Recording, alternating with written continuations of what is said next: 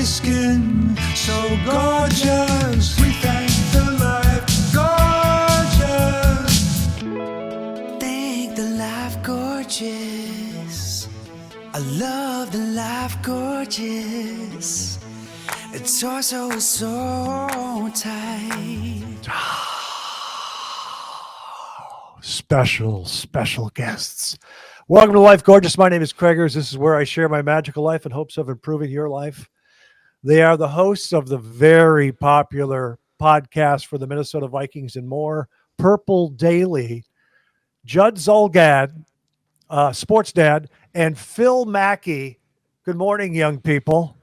How we doing this morning? Boy, I feel like last week was a tornado of just like classic Vikings, man. Just an F5 ripping through Vikingsville. I was looking forward to having you guys on. I was going to have you on earlier during that 5-game winning streak, 5-0. But the Philadelphia Flyers ended it yesterday. The Minnesota Wild with their first loss. Wow. You see what I did there? I'm going to bring Judd in. Phil, I promised that I would talk a little Minnesota Wild. So I texted my buddy, Hank Perlman, who lives in New York. He was the guy who came up with This Is Sports Center campaign. He worked at Wyden and Kennedy. This is back in the 90s. Now he's a successful commercial director, directs a lot of Super Bowl commercials. One of my best friends, and he's a Ranger fan. And he's and Hank is 5'7". And I said, you got to give me some questions for Judd that makes me look good for the Minnesota Wild.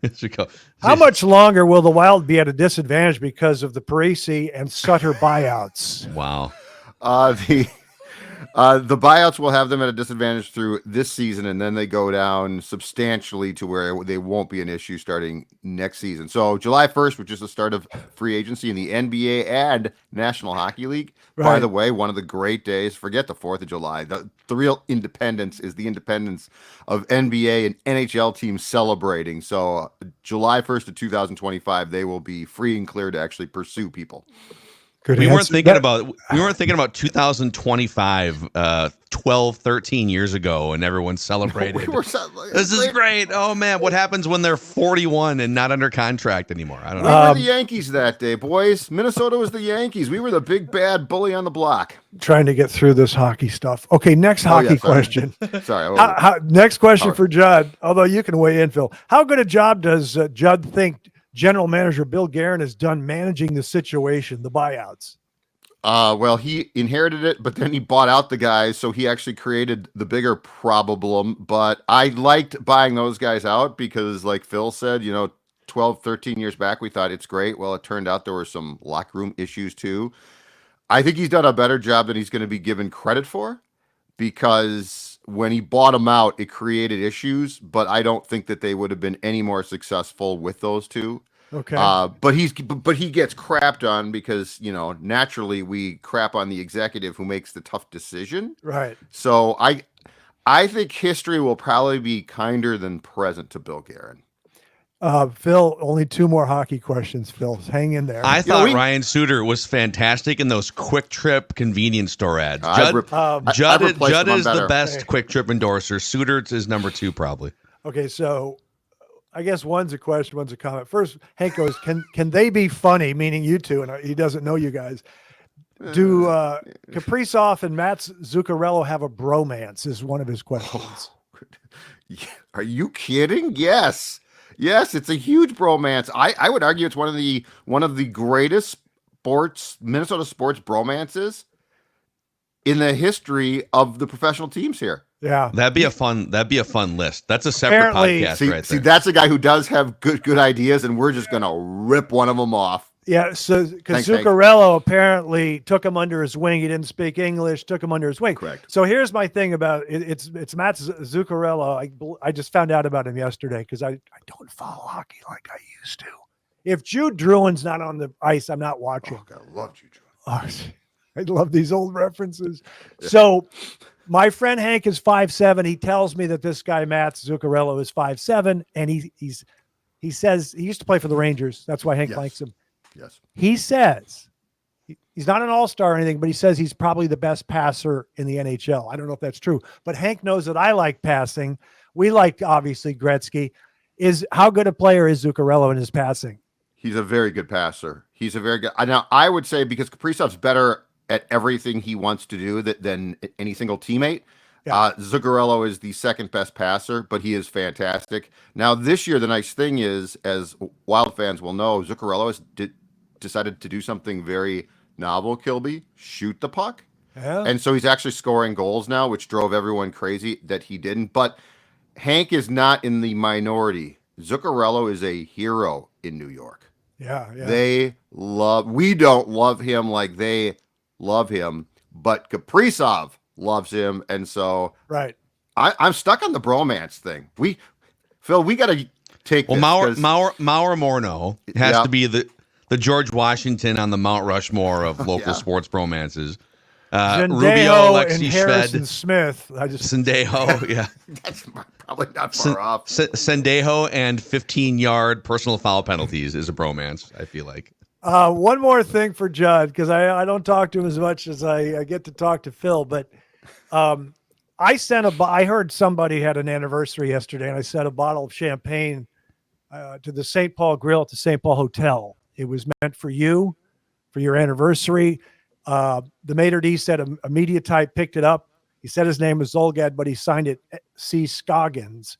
But anyway, did you have an anniversary yesterday or not? Okay, you know what? I have a question here because technically yes, but I've got a question here because there is a small story to tell.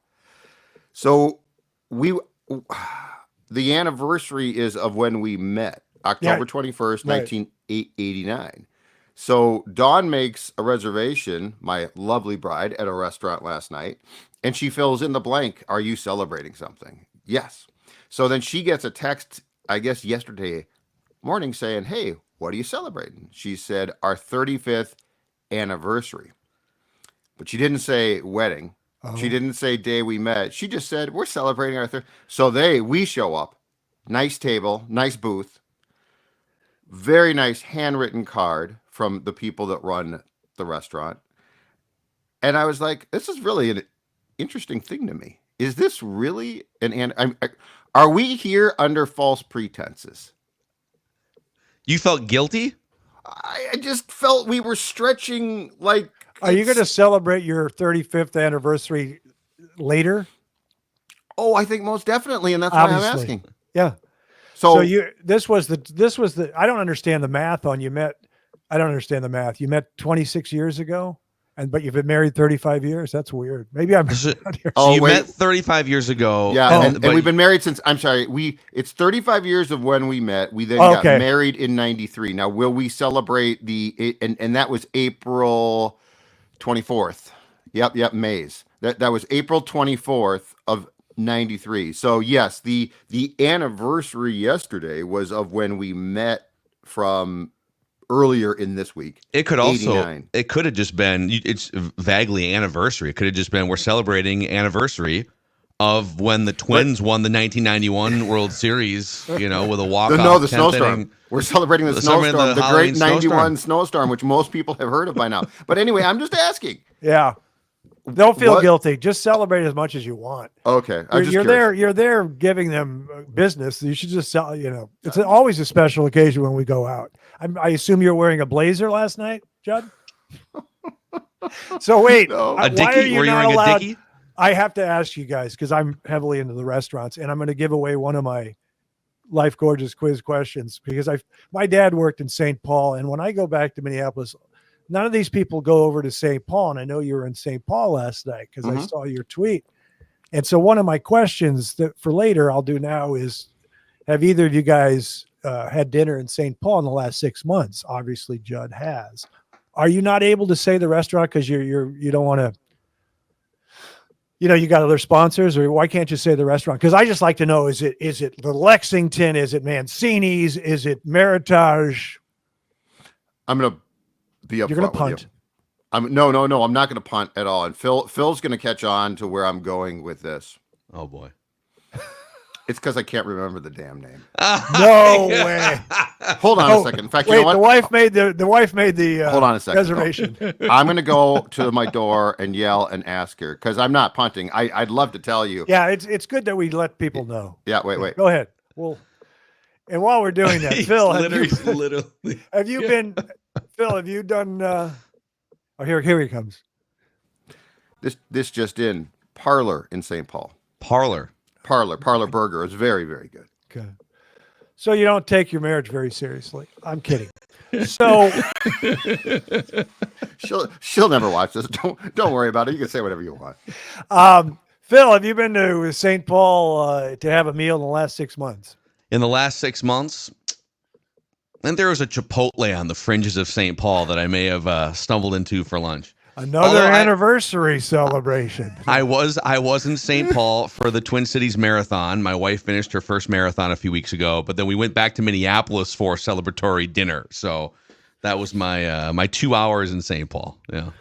Love me some St. Paul. Love passing through St. Paul on the way to other places. I like the architecture, and I have fond memories, and all that stuff. Anyway, it's time to talk purple. And I saw you guys. You seem pretty devastated. So you guys are basically saying, with Darrisaw out,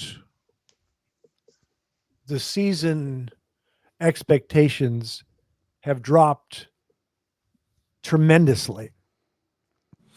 Yeah, listen. It's always something with this franchise. It's always we were talking on Friday. We did our day after. Well, we did 2 live streams that day because we did the day after the loss, devastating to the Rams, and then an hour after that was done. Oh, one of the best left tackles in the NFL is out for the season, so let's fire it up again. And it's never like J.J. McCarthy in the preseason, right? You see him, he's kind of limping off the field a little bit. Oh, I wonder if must have tweaked his ankle. It's always like the worst case scenario, J.J. McCarthy maybe limping a little bit, out for the season. Christian Darrisaw gets rolled up on. Oh, okay. I wonder, he might be out for a month. Nope, out for 12 months. Can they ever just have something go sort of wrong, but not fully catastrophically wrong in 60 years? That's my question for this franchise. Well, here's what I want to say about this season, because I've heard you guys talk about, we're setting up for a couple of years for a Super Bowl run, and we don't know if in that season J.J. McCarthy gets hurt or somebody significant gets hurt. So let me just say something. The thing that I see the floor when I played. I passed like Larry and Arvidas and Leo Routens as a freshman at the University of Minnesota. I could see the floor. I don't ever hear people talk about this when they talk sports. Maybe you guys do. Are there any dominant teams this season? Are there any dominant teams? Like last year, the Celtics were the best team. Everyone said, oh, the Wolves can play. They're a better matchup than Dallas. They can play with them. So we got up to this 5-0 start. We have Aaron Jones. We're not going to have him in 2 years. Can we still try to have a magical season? Meaning, is there any way we can figure out the left tackle? I know it's hard to trade for one. Get the defense back to what it's supposed to be. Can we win an NFC championship game at Detroit? Is Detroit that much better than we are? Or is this season kind of lost and we'll make the playoffs and lose in the wild card? Judd, a lot to unpack. Yeah, a lot to unpack. One, I don't think it's lost completely because your question is on point. I mean, Detroit looks really, really good. But that being said, they don't look like, the steel curtain. They don't look like a team where you're like, there's no way. And the other thing, and we've talked about this on the show, and unfortunately it came to fruition on Thursday with Darrisaw, is you never know who's going to get hurt. Like it can go both ways. That's become such an issue. And I mean, it's always been one, but it just feels like now, like the San Francisco 49ers with their roster aren't a terrible team, but they're decimated. And they might, and with what they've lost, I think it's a very fair question to say, can they compete for a conference title? And my answer would probably be at this rate, no. The defense needs to get back on track. Yes. And look, the Rams and Lions are very good, smart offenses with smart coaches.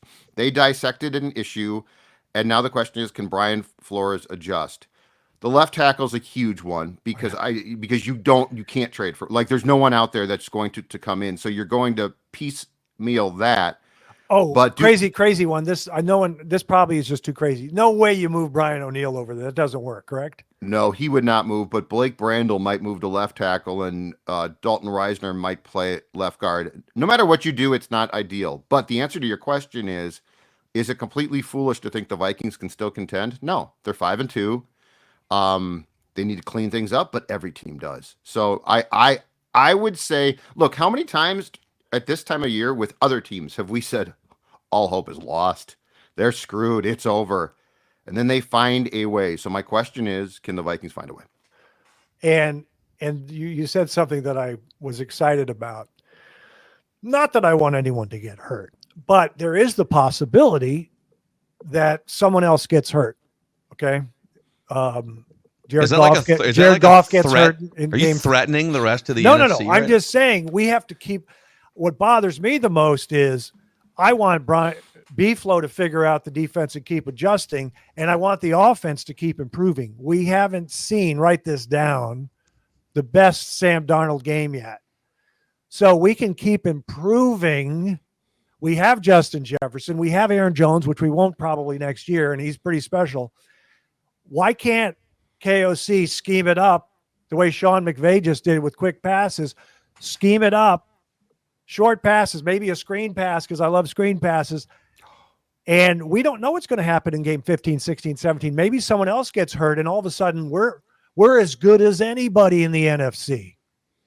I love the optimism here. And listen, Positive Phil throughout this week has been trying to help guide devastated Vikings fans. Positive Phil burst into the room like the Kool-Aid guy from Family Man and was told to go bleep himself on Thursday and Friday. So appreciate that there's some more optimism out there. I think if you go back before, when they were 5-0, before the Lions game, and we actually went through and did our schedule predictions, and everyone on the three guys on Purple Daily, we all had a range of either 14, 13, or 12 wins. And I actually had the 12 wins. Positive Phil had the 12 wins, and people there's how do you find 5 losses? I don't know. Injuries. The NFL is a gauntlet, right? Right. So if even the most skeptical fans thought that 12 wins was a worst case scenario, maybe up to 14 or 15 wins before the Lions game, in the last week with 2 losses and Christian Darrisaw out, I think you recalibrate it to 10 to 12 wins. There's a lot of people that think now they're just going to lose out, right? It's 10 to 12 wins, right. And maybe you get feisty in the playoffs with so a win. That's the thing is, I think what we can kiss goodbye is home field advantage in the NFC Championship game. But I want to see I just want to keep fighting because it got off to such a great start. Now, and I'm not one of those guys that's always positive. I think I'm realistic. When we lost the game at home to the Giants, when I think your quarterback Kirk threw under the sticks. No, he did. But we lost at home. There was a part of me that said, okay, we don't have to go get killed by the Niners, because I knew the Niners were going to destroy us. But I'm saying right now, I don't fear the Detroit Lions, especially because Dan Campbell will always keep you in the game when he goes for it on 4th down. But so you guys are just saying they're going to patch up the left guard, and then B-Flow has to continue to improve.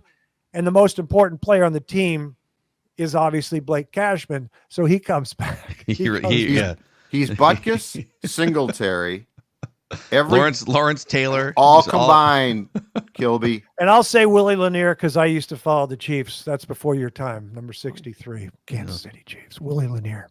Yeah, throw it back. Aaron Jones, do you guys love that KOC has embraced the running game? Oh my God, yeah, it's about time. And they do have a guy now who can actually find hole. That's the thing about it is your running back has to have a feel, right? I think we all think, well, if the guy he's quick enough and blah, I always go back to the story that I heard back in early in Adrian Peterson's career, that Steve Hutchinson finally told him one day, Adrian, quit running up my back. Wait for me to create the hole. I will. I'm a Hall of Famer. But you have to wait. You can't just see it and explode through it because I'm creating something here. And Aaron Jones gets that. He can catch the ball. To your point, screen passes are a thing now for the first time. But I'd like to backtrack for 1 second though, Kilby, on something that you said, because I think it's the most important thing. And Phil and I don't know if we disagreed, but I think we had a little bit of a different philosophy. I saw nothing really wrong. The Detroit loss on last Sunday was disappointing. But I wasn't like, oh my God, they screwed the poo. That's the season. Like, Detroit's really good. They beat you. Jared Goff was great. Did they expose things? Absolutely. But that's what happens. The Rams loss I didn't like because I thought they played a largely dumb game. I didn't think, I think they beat themselves. I think Detroit's good. But all of this goes back to your point, because I see the season, because it's a long season, but it's shortened games. I see it as 17 chapters. So like each game tells a story. Each game is its own individual entity. And a chapter that I'm on now is, I think the biggest challenge here is what you said, KO and Flores. Absolutely. Can you because your question is exactly right. What does McVay do? And his teams aren't always good because they have injuries, because things go wrong. But like what you said is, Detroit and their OC is great, opened a door. McVay looked at that, and within the short weeks are hard. Well, yeah, they are. But Sean McVay said, oh, hold on a second here. This film is telling me something. So can KO and Flores now, in the next chapter, the Colts chapter, can they start to adjust to do some of the things that you just said? If they can, I have a lot of hope still. If they can't, we have ourselves potentially a bigger problem than 2024. That it's going to tell a story. Yeah. I love our coaches, but I also know, especially with KOC, he's got to keep improving as a play caller. And he's done it this year with more runs, but he has to keep doing it. Also, a couple other points. When I did see the schedule, and I'm harder on the schedule than most people, I think it's ridiculous that when Zim was the coach, we had to fly to Seattle every year. I look at the road games out of the division. I saw this as a scheduled loss, flying to LA. And okay, that's one point. The other point is, there was something like Zimmer said that I liked. Sometimes these guys get there and they say things that I like. Denny Green, there's a new sheriff in town. Okay, I just like hearing that. But Zim said, I don't care if we play in the parking lot. It's how you play. It's how you play. It doesn't matter where you play. It's how you play. And that's executing, but it's also the scheme.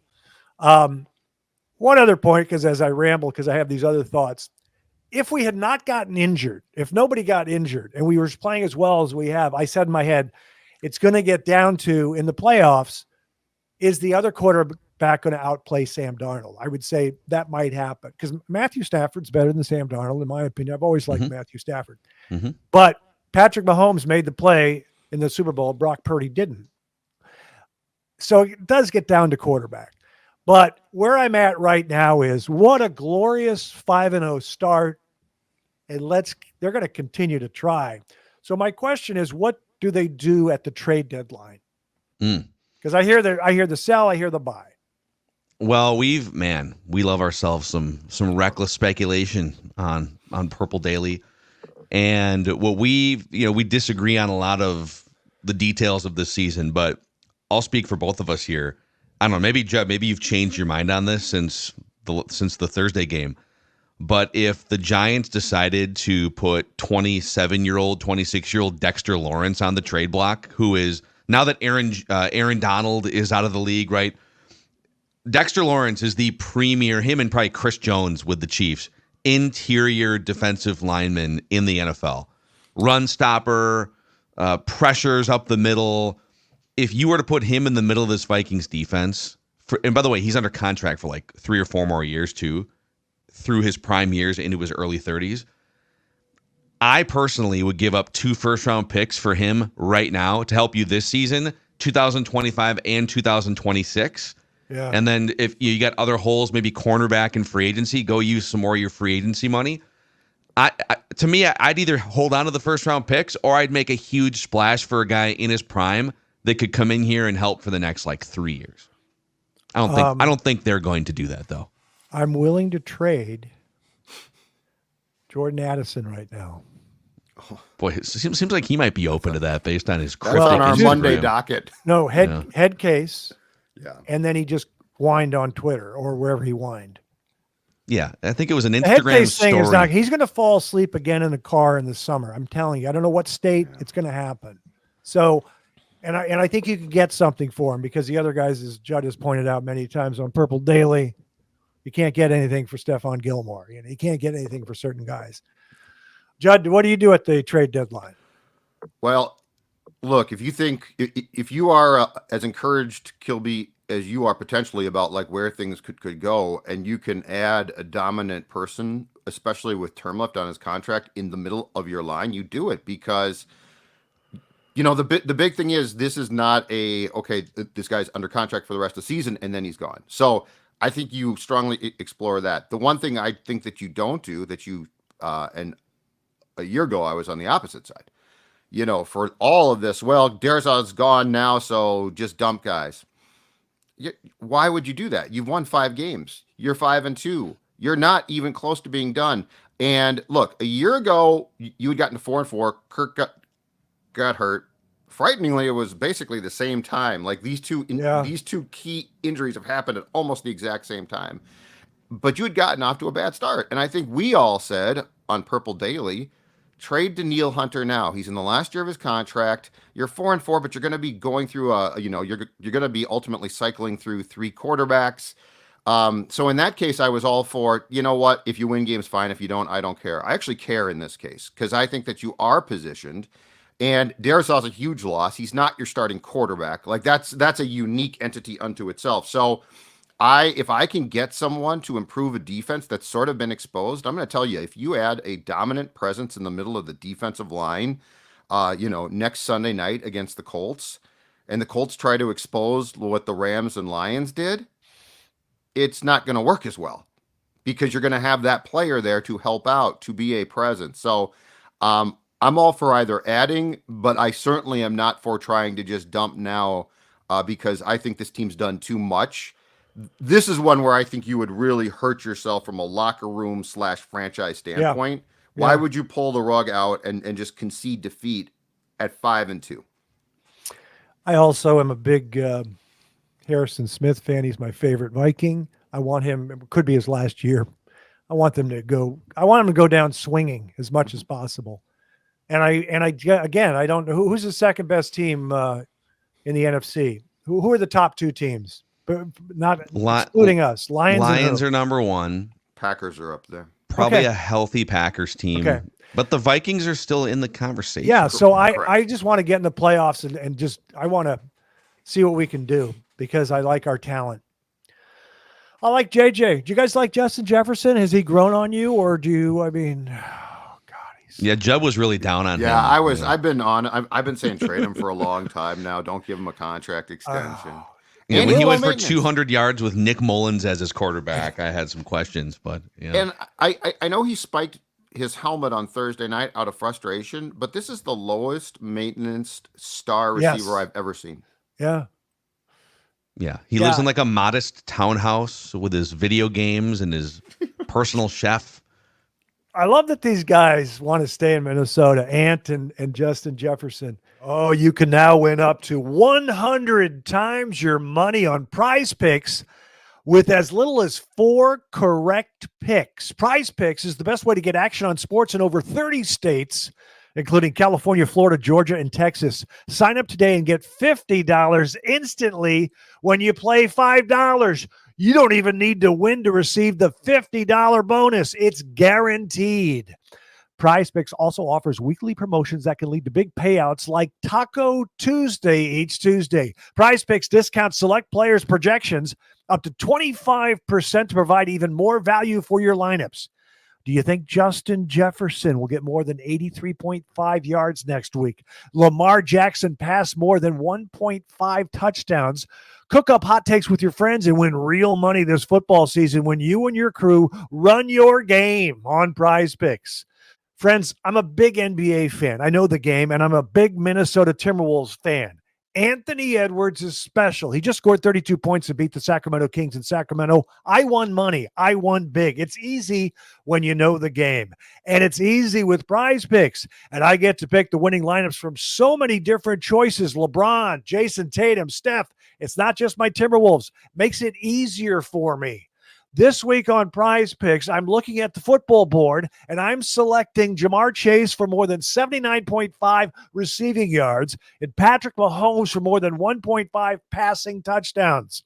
Travis Kelce I'm picking for more than 59.5 receiving yards and Saquon Barkley for more than 79.5 rushing yards.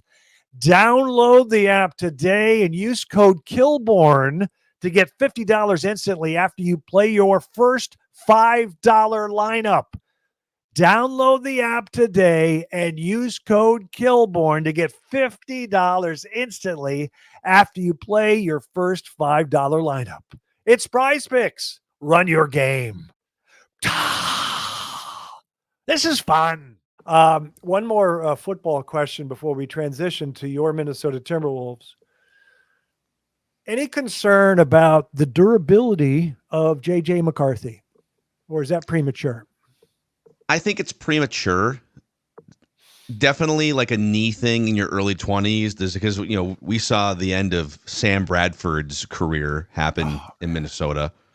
And he had big time knee issues. Didn't he also have some college knee issues too, if I remember back? He's always had bad knees. So he comes in with his bad knees and floppy sleeves, and you see if it becomes degenerative. But I don't know that there's any reason to think that this is on that level, other than he's a Viking and he's probably destined for some devastating career path. I mean, that's a whole separate conversation. Are you guys aware of the arm on Sam Bradford? Did you guys know that he could sling it?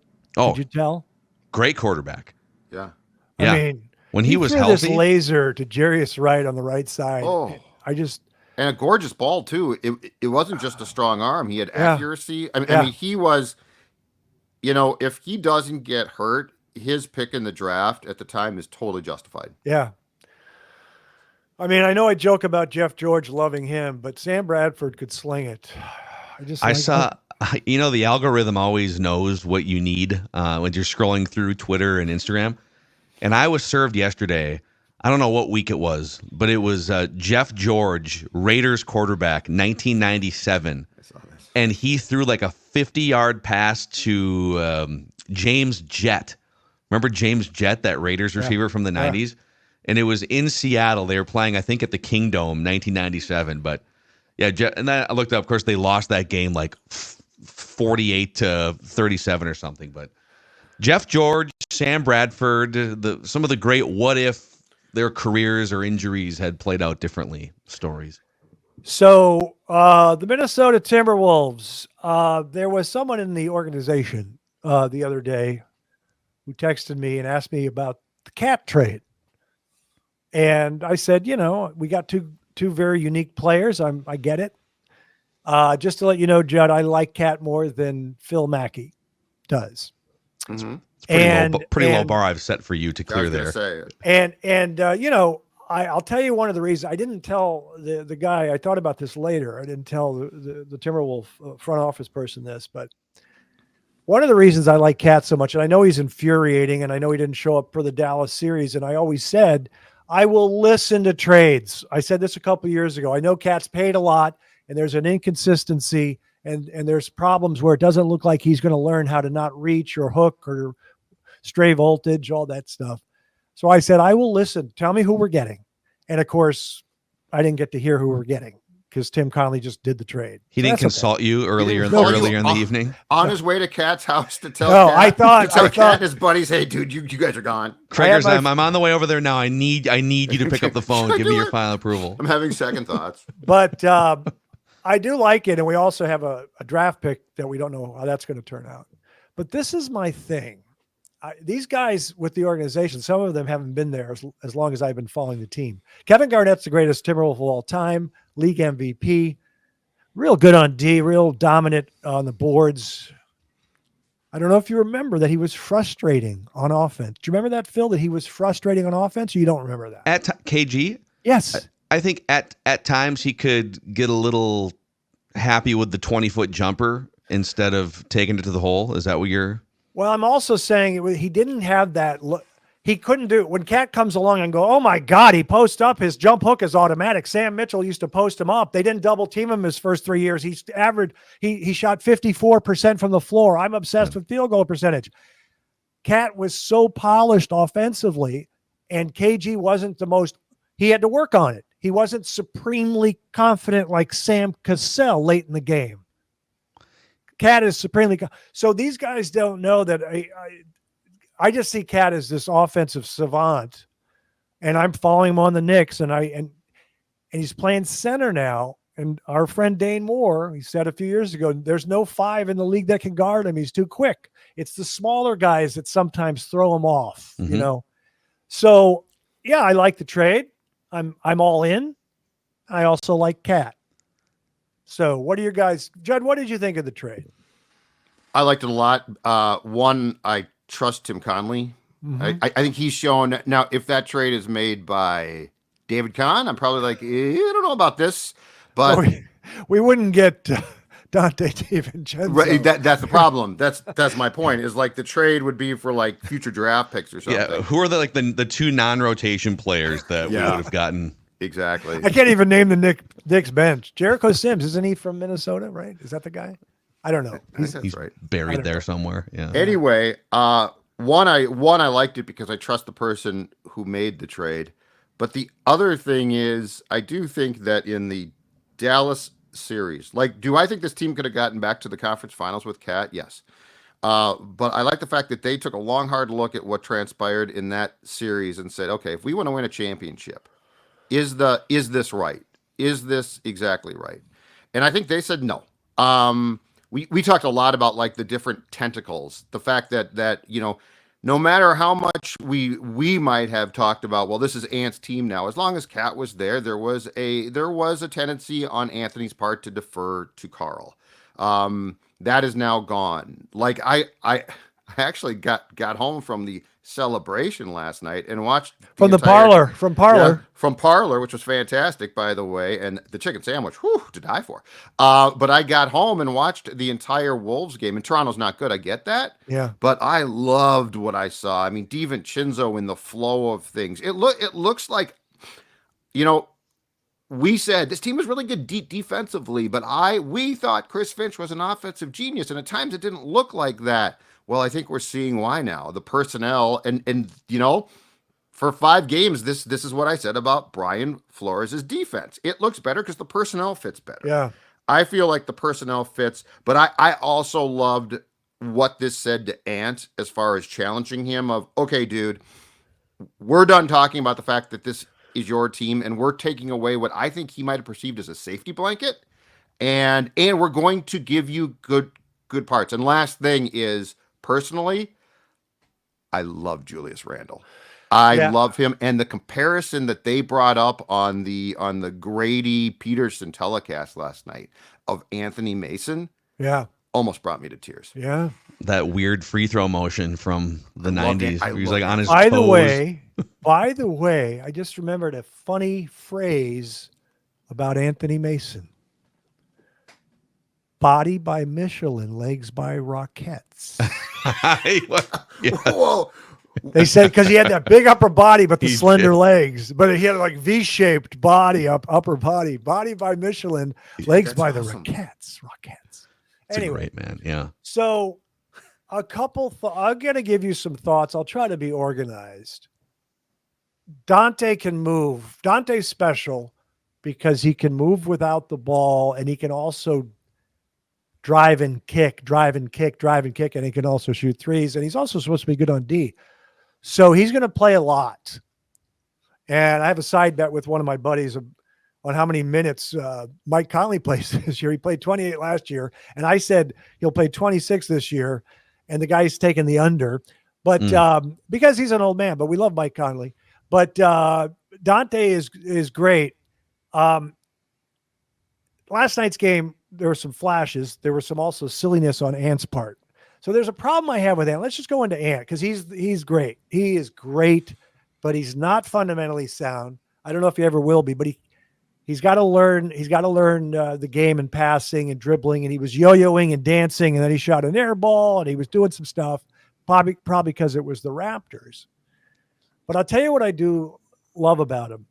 At least one thing, he changed his jump shot in the summer, and which a lot of guys don't do in the NBA. He pulled it back really far. I think it was the Durant thing, and he's shooting it in front, and now he's forcing some threes. But I think in the long run, him changing his form is going to make him more of a pure shooter.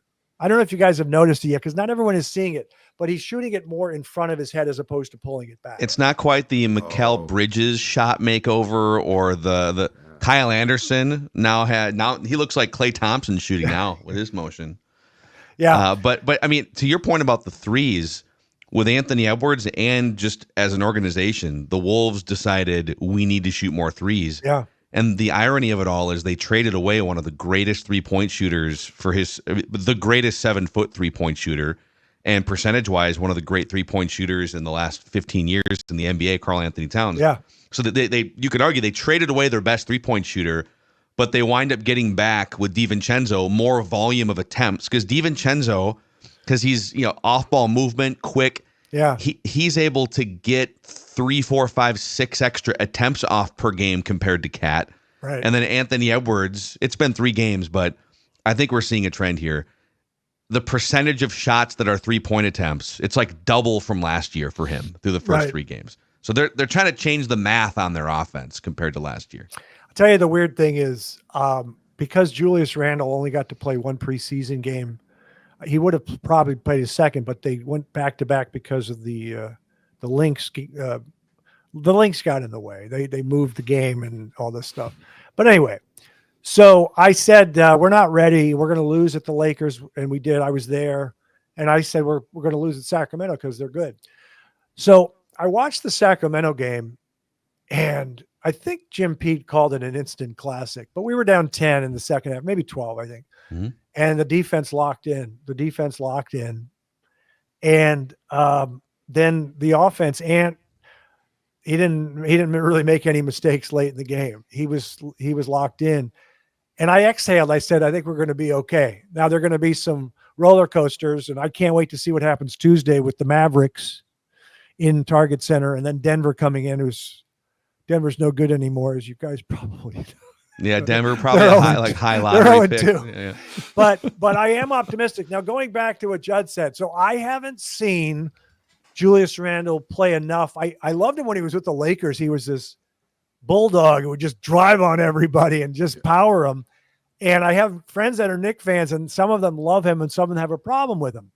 But I actually don't mind that he gets the ball and starts to yo-yo, because my criticism with Cat, as gifted as he is offensively, he would either shoot a jump shot or do a line drive freight train to the rim. That's a foul. And not do.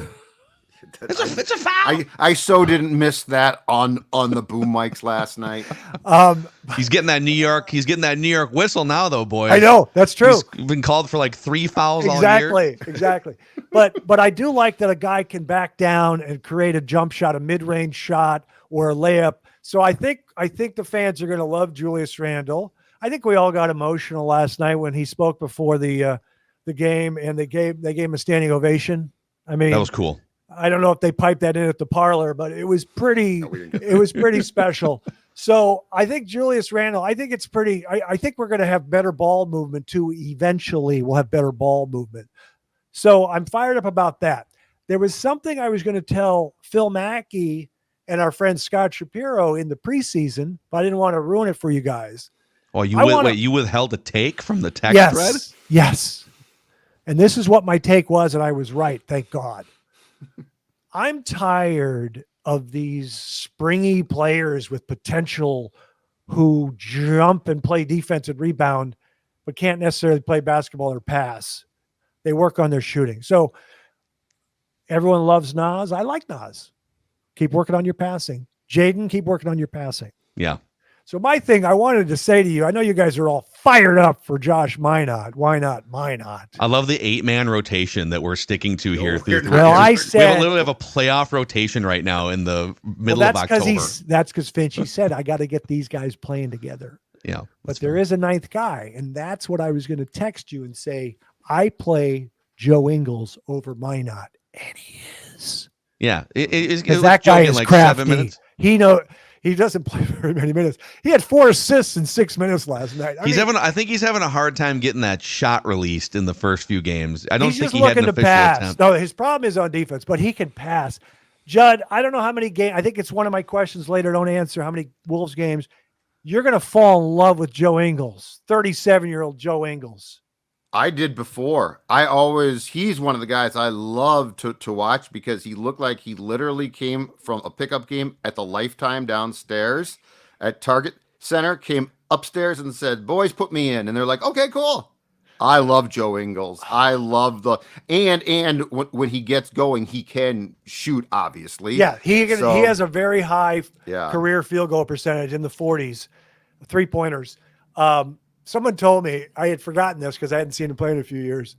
They said when he's on offense and he's away from the ball, if the defender puts his hand on him, he just slaps it. He just keeps slapping it away. Yeah.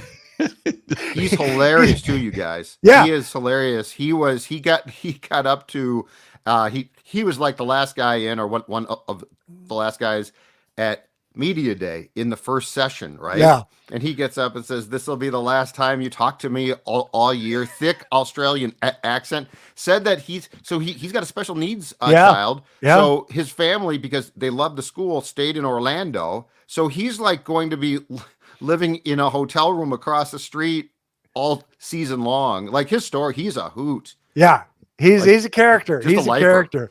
And he can pass. He can pass and shoot. Oh, if you have a business or have a startup idea, you should hire the logo geniuses at Legera Creative, a creative agency that creates upscale logos and other brand elements so you can attract dream clients. Just like a svelte martini glass, Legera Creative understands a delicate balance of form and function. Your visual identity should make your customers say, "Shut up and take my money." So trust your logo project to the adorable geniuses at Legera Creative. Legera Creative normally charges $550 for their brand analysis report. However, they're going to waive that puppy just for the Life Gorgeous listeners. Yeah, you people are special. Go to legeracreative.com/Kilborn. That's Legera, like Leggera, creative.com/Kilborn. And you guessed it, Legera is a cool Italian word. Oh, bellissimo. Phil, does it bother you that it appears that our rookie Rob Dillingham is not going to get much run? I know that I get what Finchie's doing here. It's Julius Randle played one preseason game. Let's give these guys 30, 35 minutes. At some point though, because maybe we're just idiots, but we had conversations and Kyle Teige on Flagrant Howls for weeks and weeks about, boy, how are you going to pare this talented roster down to just 10 guys in a rotation? Right. How is Finchie going to even squeeze from 12 down to 10? You're going to have to tell a couple of talented guys. And like Joe Ingles is the 9th guy playing 6 minutes a night. Right. And for as much as Tom Thibodeau, had an unceremonious exit, Chris Finch has a lot of Tom Thibodeau in him in terms of who he trusts. Yeah. He won't play young guys. He's got a very, very short patience for anyone that's under the age of, besides Anthony Edwards, right? 23 or 24. Well, I had Dane Moore on the pod after the draft, and I threw him off, and because I was fired up for Rob Dillingham, and even what's his name, Terrence Shannon Jr. Yeah. So I had moved Naw down. He goes, "How are you moving Naw down?" I go, "I'm trying to win a championship. I love Josh Okogie. He's not on the team anymore. I need better players. I need more skilled players." But of course, and did you hear what Finchie said? Naw is now making his threes he didn't in the preseason because he wanted to try to play point guard for him in the preseason. Right. He wanted to, and once you do that, do you guys this was one of the funniest things. You might not remember this. When Sam Mitchell was the coach, he tried to play Zach LaVine at point, and it was a debacle.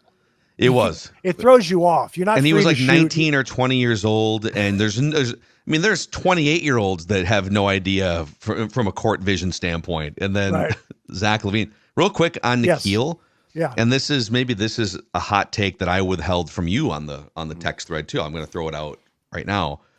I think it was a much riskier trade for the Knicks than the Timberwolves, because the Knicks traded two really good core rotation players from the last couple of years. I know Randle was less involved because of the injuries second half of last year, but the Knicks traded two very, very good NBA players for one really expensive, often injured Karl Anthony Towns. Genius. To be the kind of the final piece to take them to the next level. So the pressure, I think, is higher. The market is desperate to win for the first time since the 70s. It is kind of a big market. I'm kidding. No, it's but Cat's rebounds are up, by the way. He's going to have good stats as long as he stays healthy. Yeah, so the Wolves get two good players.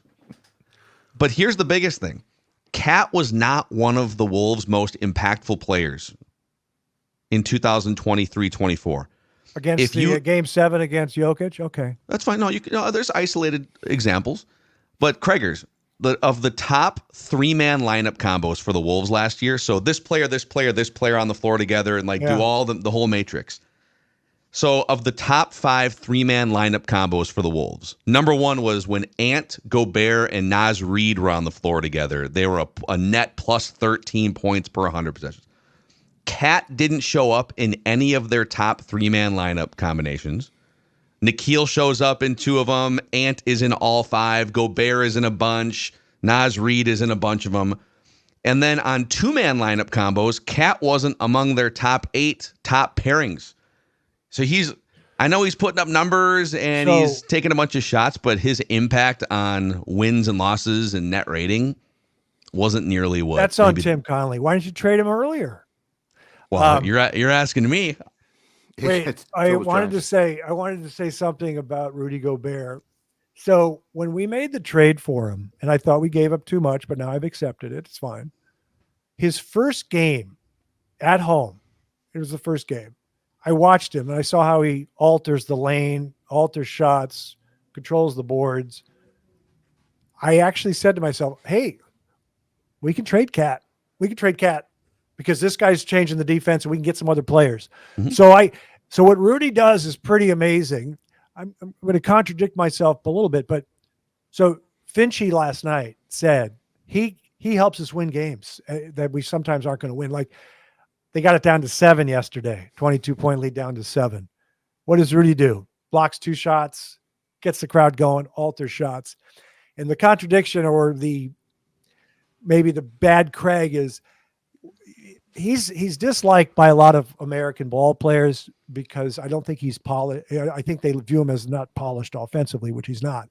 So he posts up yesterday and he tries to back somebody down and bank it in. He goes flying hits the board, doesn't even hit the rim. And I laughed at him like he was a soccer player trying to play basketball. I mean, it was just, so I apologize, Rudy, for laughing at your low post game. I love you as a defender. I love you as he actually passes well and he gets the lobs. Do you guys ever find yourself giggling when he tries a low post move, or is that just mean spirited? It is. Craig? No, he has. And then when you'll make these gets me. But it's soft. I know it might look like a little push, but sometimes it totally misses. Yeah, because it's so soft. But then you'll make these perfect little pocket passes to these bounce passes in the lane, and it's like he's wearing tennis rackets for hands. But what's funny, you bring up, so Rudy, to say he's not polished offensively is probably a nice way of putting it. He's a disaster coordination, but he'll throw an alley-oop in or he'll seal a defender off. Right. But what's funny is we will celebrate players historically like Carmelo Anthony, who was a good, oftentimes high volume offensive player that had zero interest in playing defense for almost 16 years in the NBA. And we will celebrate guys like him and similar players who have no defensive prowess, but we'll poke fun at Rudy, who is a master of shot alteration and shot blocking and using his size. But because he looks clunky offensively, we make fun of him, right? Right. And there are other 7-footers that are not as good on defense as Rudy. So he's done something. He's doing something that other 7-footers don't do. He feels it. He helps out. He just does it. Maybe because he's no good on offense. He just says, I like being good at something and I can do it on defense, Mm-hmm. But Yeah, I remember when we traded for him, I was on a podcast for the Utah Jazz, and I said, I haven't seen him day in and day out. What should I know about Rudy? Don't ever let him dribble. Oh yeah. Yeah. Yeah. What is it's weird though, because I mean there have been a lot of clunky big men. What is the hate driven by the fact that he is respected by some fans, the contract? Like he gets an inordinate amount of hate from fellow players that a lot of other uncoordinated guys that have swatted shots don't. But I mean, there does seem to be a respect outside from some for Gobert, and because it is weird. Like Draymond is reflecting what a lot of guys think. Like you hear guys on podcasts, that's not just a Draymond thing. Draymond is basically saying what a lot of really good players are thinking. It's funny you ask, because I was going to ask you guys the same thing. I think it's a combination of he's French. I think that might have something to do with it. They don't like European players unless they're tough as nails, and he's offensively lacking. And maybe his personality, maybe he's a little aloof, but I don't know. But he also has won a bunch of defensive players of the year. These other awkward guys, I don't think they've won that award. I think that drives Draymond crazy. So I'm glad we have him. And I just want to make sure he has 3 good years left, or how many years, because we got to win. If we're going to win a championship, we got to win it soon. Yeah, with this because the extension's great though, because you pay him a lot less than the Supermax. He seems to be on board. He helps you against get below that second apron, and then as he gets into his mid-30s, making a lot less money than when they acquired him, you can. He doesn't need to play 34 minutes a night next year, the year after. Right. Play him 25 minutes and reduce his role. So 2 more comments, then we do the Life Gorgeous quiz and wrap it up. So you guys go to church and pray for your purple and gold. The Church of Scott Hansen, NFL Red Zone channel, 7 hours uninterrupted. Because we're recording this on a Sunday and it's airing on a Tuesday. My prediction on the Wolves, they won 57 games last year in the regular season. The Vegas says 51. I'm taking 50. I don't think we're going to have the same magical regular season, but I am optimistic that we'll have a very good playoffs and we could get back to the Western Conference Finals. I say that because of 2 things. I don't fear Oklahoma City. I think we just match up well with them, even though they've improved. And Ant is going to keep improving and becoming more clutch. I worry more about, like, Phoenix has a point guard now. He went to high school in Minnesota, Tyus Jones. Yeah. So I worry more about that. Do you guys have any predictions on the regular season and the playoffs, or is it too early for you? Well, I'll say, to your point about, let's say, 50 wins or hitting the under on what some of the sports books have, I think you could say that about a lot of the West, because there's 15 teams in the West. Portland's really bad. Utah's not as bad as Portland, I don't think, but Utah's probably not a playoff team. Who's the 3rd worst team in the Western Conference? Wait, are the Spurs good? Spurs are good, right? Spurs are good. They're decent, right? Well, they Houston's not that good, are they? But Houston's feisty. They've got talent. They're well coached. Last year for them, for the expectation. You're saying it's going to be. There's 13 really competitive at worst teams in the Western Conference.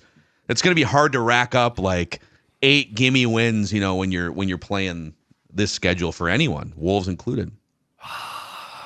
48 wins. 48.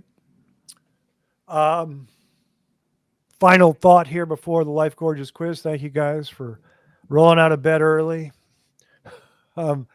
We've gone from Tibbs and Zim to Finchy and KOC. Better suited for the Twin Cities, these positive, likable guys.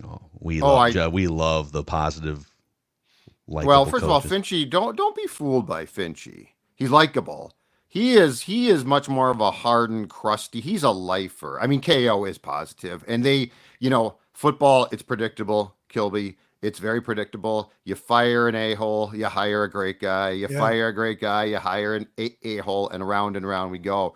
But, Finchy's one of my, and I don't know him, but he's one of my favorite coaches of all time here, because he mixes crusty with sort of the exasperated social studies teacher who also coaches basketball. I liken him. You will appreciate this. I liken him a lot to Ken Reeves, the white shadow. It exactly. He feels like Ken Reeves. He can be found like when the inner city guys love him. The inner city guys love him. And I mean, he knows his ball, but I think he lays into guys. I don't think he has any reservations with doing that.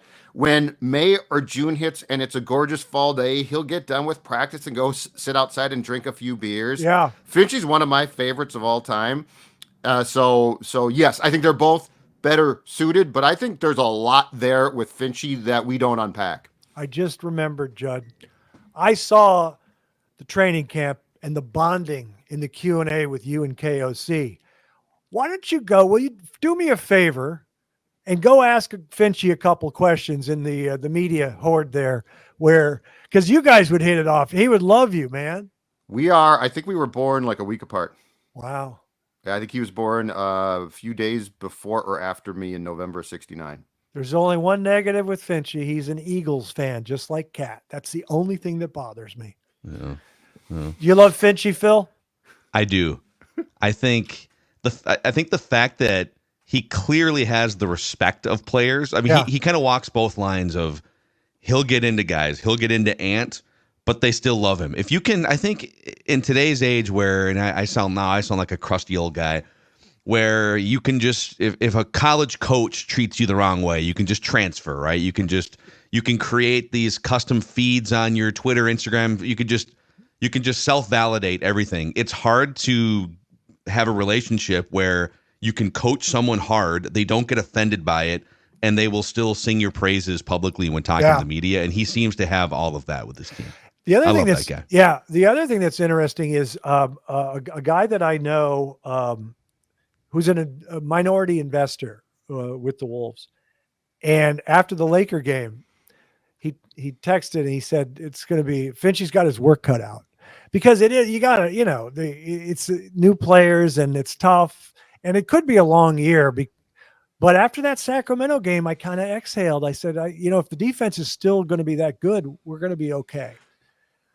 Ladies and gentlemen, quickly, the Life Gorgeous quiz, simple questions, profound insights. I already asked the question about dinner in St. Paul. We go to music. Who sang? Only Judd could probably get this, but I'll be very impressed if Phil gets this. You might get it. Who sang the Love Boat theme? Oh, my gosh. Oh, God, he just died. Correct. That's why I'm asking. Yeah. No, I know, but I'm... He also sang Wives and Lovers. Hey, little girl. Ba, ba, ba. Jack Jones. Yes. Okay, He just passed away. Yeah, just passed away last God week. rest his soul. Yeah. Mm. Okay, let's see. Great theme song, by the way. I have an old soul, but not quite that old. Yeah. Quickly, I miss theme songs. Yes. Yeah, when did the networks decide we need the 90 seconds back? That's Seinfeld the networks. Yeah, because the great Cheers, it's when you watch, it's fun to hear that pretty song. Isn't it? Yeah. Okay, I guess this is a true or false, or it's what I believe. Tell me if I'm right. I believe Judd will go to more Wolves games this year than Phil will go to Wild games. Oh, Judd might go to more Wolves games than Phil goes to Wolves games. Oh, now that Judd is a star of Flagrant Howls. Oh, okay. So yeah. Are you going? Night. Are you going Tuesday? I'm going Tuesday. I think I'm going to go Tuesday, but here's my dilemma is this: Marc-Andre Fleury and the Wild, and Fleury is in his last year, is going to be making the start in Pittsburgh. So, and that's where he is famous. He is Kilby hockey royalty. So, but I think I will record that game, come home and watch it, because I can't go to the Wolves on Friday and I want to see a game. Yeah, I tried to watch. It was the first time I think I've done this. I was sitting in my distressed leather club chair watching Thursday night, the Vikings and the Rams. And then in the second half, the Wolves at Sacto started. And I had to pause it. I had to keep pausing because I didn't want to miss the play on the Wolves. And I had to watch the Darrisaw injury. No, I had to watch the Vikings. When Lord Kilby, Vacation Cocktail Kilby, is enjoying a long weekend, does he ever pop up to Sacto? Does he ever make the drive up to the northern part of the the state, or does he stay south of a certain point? So I love San Francisco, and but my favorite place is Carmel. Carmel is 2.5 hours south of San Francisco. Sacramento is probably 2 hours north of San Francisco. And I haven't been to San Francisco since 2015 or 16. They're going through some rough times there. Yeah. And I don't go up to Sacto. I've been there a few times, but there's so many other places, Napa, Bodega Bay, where they film the birds.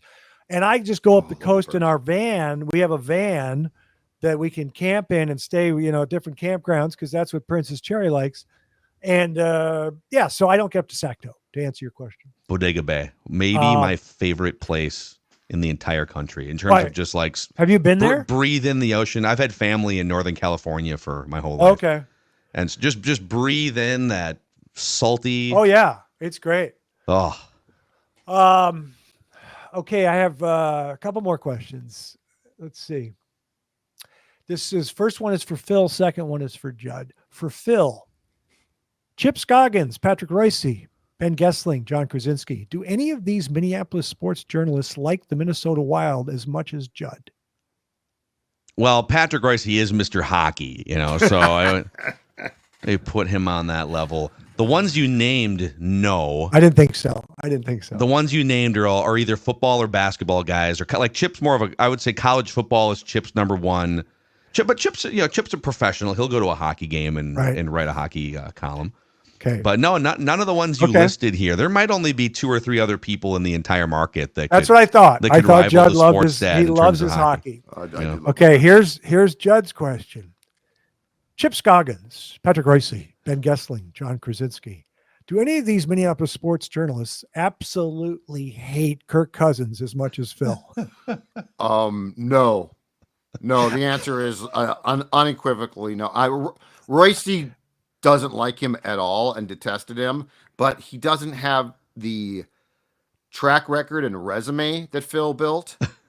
Or you build him up just to mock him later. Well, no, but I mean, your hate started like Patrick would occasionally do a drive-by on Kirk. Phil didn't occasionally do it. He sat in Kirk's driveway and just constantly threw shots at Kirk. I remember. In fact, I'll find you the date. Here. It was the 2020 Vikings season here. Thank God for Pro Football Reference and Basketball Reference. You can have a thought about sports. Well, this thing happened, I feel like, in 1992. But I remember we were doing a Vikings vent line in the early part of the 2020 season, and it was like kind of pandemic time. There's nobody at the games, and they started 0-3, and I think it was after they got smoked by the Colts in week 2. They got beat like 28-11. I remember we started Vikings vent line, and I said, Judd, I am officially out on Kirk Cousins. No more extensions. Wow. No more extensions, however long it needs to take, but it was the fall of 2020. I was done. What are your emotions, Phil, when he throws for 500 yards with the Falcons? Do you care? Do you laugh? Do you get upset? Do you drink? What happens? You know what? I was happy for him. Really? That was an all-time great performance. Now, he did throw a devastating, potentially game-ending interception on the previous drive, and then was it the Buccaneers they were playing? The Buccaneers kind of botched the final drive. But he's doing great. But it is kind of funny that, look, here's Kirk putting up great numbers, just like he did with the Vikings, and the team that he's playing for is just consistently in these nail-biting close games, incapable of beating somebody by more than 3 points. I was just kind of lukewarm on him. He was really accurate passer, threw a pretty ball. But what bothered me is every time all these guys I see, from Derek Carr to Garoppolo, they all move better in the pocket. And I see Sam Darnold, and I just wanted Kirk to move better in the pocket and run a little bit. Right.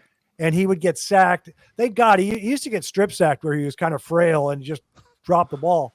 But I'm glad it's over. I like Sam Darnold, and we'll see how JJ is. It's kind of exciting. All-time stat stuffer. Yes.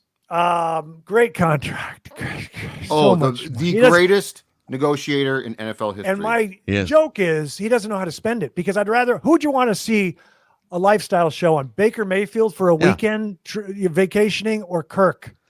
He's the least fun rich guy in the history of America.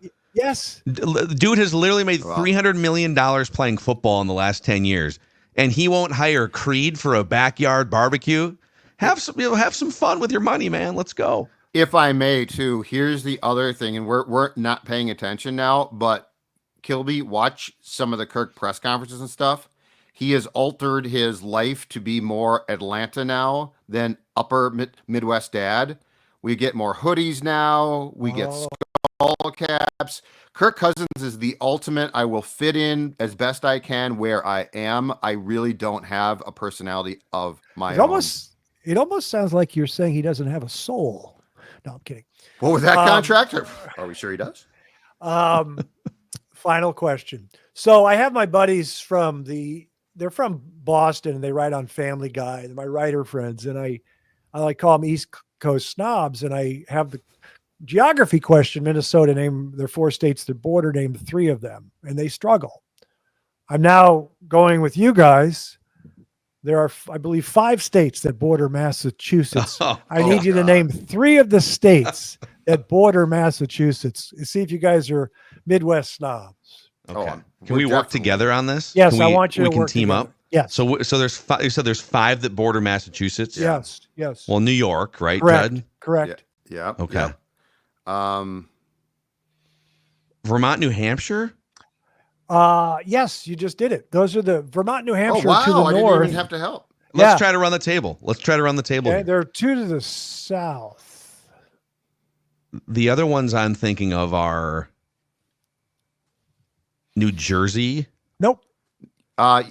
Is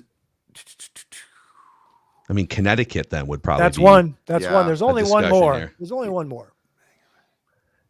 How do we feel about Rhode Island? There it is. Rhode Island. Thank you for playing, Judd. I'm glad to be here. That was a clinic. I'm glad to show up. That's incredible. You're on the wrong. You're on the wrong. Well, business, and Phil. there's all these like Geography little like podcast is going to islands and things. Just for the listeners and viewers, where did you go to college? And Judd, where did you go to college? I went to the University of Geographic Studies. I went to University of Minnesota. He went to MapU. Now we both went to the same college, but Okay. I was only in that school for about a year before I matriculated to the Star Tribune. Okay. The college of I might as well just go do what I want because an actual journalism degree seems useless. So Phil has the advantage of the actual piece of paper and the 4 years. Well, it's funny because my degree was gonna be in like broadcast journalism, but I was working at KFAN radio as a 19-year-old, kind of same thing Judd did with Star Tribune. So I then pivoted to I was watching Mad Men at the time and thought, boy, being like a copywriter, being in the ad world. So I went and majored in advertising, copywriting, and public relations, which I never used that directly at any point after I was done at the U of M. But I would mostly just play online poker in the back of the classroom for the last 2 years. Interestingly, and look at maps. When my brother Chris, who was lone valedictorian of his graduating class of 500 and went to Rice University, when he watches Purple Daily, he says, I assume Phil went to St. Cloud State and Judd went to Carleton. Yeah. Well, When he Declan watched went it. to St. Cloud State, right? See, again, I'm like Kirk. I play a role. I try to look like I went to a good school when I really didn't. Thanks, guys. That was fun. It was awesome. Yeah, I think we've got some good times ahead here for at least one of these teams. It's been 1991, the Lynx. Appreciate the Lynx. Almost had that one, if not for I don't want to say crooked. I don't want to get sued, but questionable officiating. It was terrible. I think the Wolves are going to have a great season, and I think the Vikes are going to have a relatively entertaining season. We're going to make the playoffs and maybe steal a wild card game. Okay. When's your first game back? Wolves, Kilby, courtside? I probably am spoiled now. I just come back for the playoffs. Don't tell anybody. That's it? I'm sorry. Only plan, especially now that they're back in every year. The media Yeah, paparazzi running to greet you? Because I have to fly in. So that means last year I flew in twice. I don't like flying. I had to go LAX twice to Minneapolis for the first and second round. It's a whole thing. Yeah. All right, brother. Thank you PJ guys. time, Kilby. PJ That was time. fun. That's Time our for you show, to go. ladies and gentlemen. I want to thank from Purple Daily Judd and Phil, they have last names. Look them up. I'm too tired. We'll see you next time. And remember, young people, I'm proud of you. I love the life gorgeous. Its torso is so tight.